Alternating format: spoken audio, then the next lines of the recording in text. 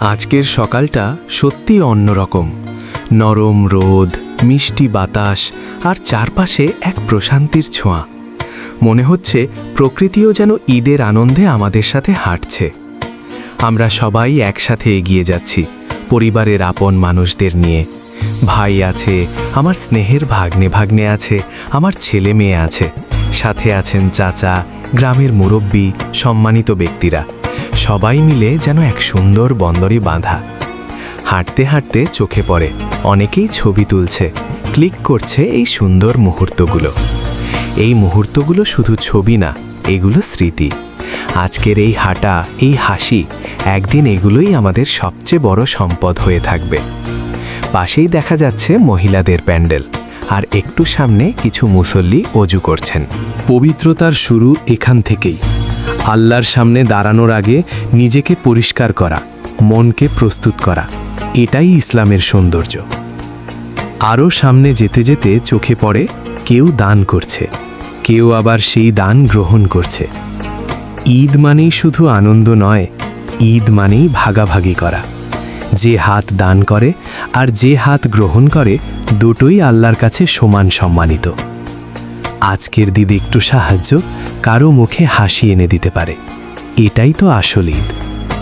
আমরা সবাই নামাজের উদ্দেশ্যে এগিয়ে যাচ্ছি। হয়তো সারা বছর ব্যস্ততায় কেটে যায়, কিন্তু এই দিনটা আমাদের মনে করিয়ে দেয় আমরা কেন এসেছি, আমাদের আসল পরিচয় কি। আমরা সবাই আজ একসাথে দাঁড়াবো, এক কাতারে, এক আল্লাহর সামনে। তবে এই আনন্দের মাঝেও মাঝে মাঝে কিছু ছোটোখাটো বিরক্তি, একটু দেরি, একটু ঠেরাথলি, কারো কারো মধ্যে হালকা মনোমালিন্য। ঈদের দিন আর একটু ধৈর্য ধরলেই কি হতো? এই দিনটা তো ভালোবাসার, এখানে রাগ নয়, হাসিটাই বেশি সুন্দর। ইসলাম আমাদের শিখায় ক্ষমা করতে, সহনশীল হতে আর একে অপরকে ভালোবাসতে। আমরা পৌঁছে গেছি ঈদের মাঠে। চারদিকে মানুষ, এক বিশাল জনসমুদ্র। এখানে নেই কোনো ভেদাভেদ, নেই কোনো অহংকার। সবাই সমান, সবাই আল্লাহর বান্দা। 1 মাস রোজা রাখার পর এই নামাজটা শুধু একটা নিয়ম নয়, এটা আমাদের ধৈর্যের পুরস্কার। এই নামাজ আমাদের মনে করিয়ে দেয় ত্যাগের পরেই আসে আনন্দ, কষ্টের পরেই আসে শান্তি। ঈদের নামাজ আদায় করা আমাদের জন্য অত্যন্ত গুরুত্বপূর্ণ। এটা শুধু ইবাদত নয়, এটা আমাদের কৃতজ্ঞতা, আমাদের ভালোবাসা আল্লাহর প্রতি। তাকবীর ধ্বনি, একসাথে রুকু, একসাথে সিজদা। এই একতা, এই অনুভূতি, এটাই ইসলামের সৌন্দর্য। নামাজ শেষে সবাই কোলাকুলি করছে, ঈদ মুবারকের শুভেচ্ছা ছড়িয়ে পড়ছে চারদিকে। আমাদের পরিবারও একে অপরকে জড়িয়ে ধরছে। ছোটদের হাসি, বড়দের দোয়া, সব মিলিয়ে এক অপূর্ব দৃশ্য। এই মুহূর্তগুলোই আসল সুখ, যেখানে নেই কোনো ভান, আছে শুধু ভালোবাসা।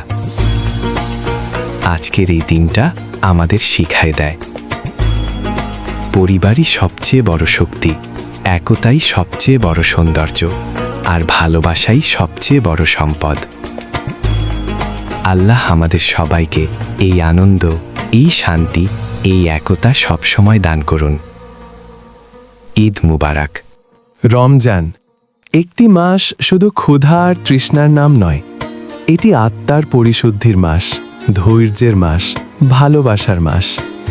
এই মাস আমাদের শেখায় আমরা কতটা শক্তিশালী হতে পারি, কতটা সংযমী হতে পারি, আর সবচেয়ে বড় কথা, কতটা মানবিক হতে পারি।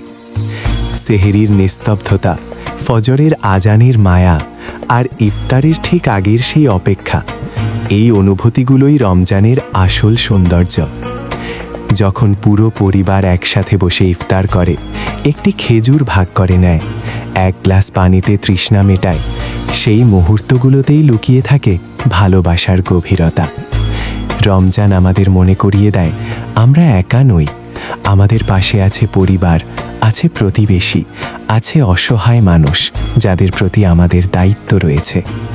একটি ছোট্ট দান, একটি হাসি, একটি সহানুভূতির হাত কাউকে দিতে পারে ঈদের আগেই ঈদের আনন্দ। আর বাচ্চারা, তাদের চোখে রমজান মানে এক অন্যরকম আনন্দ।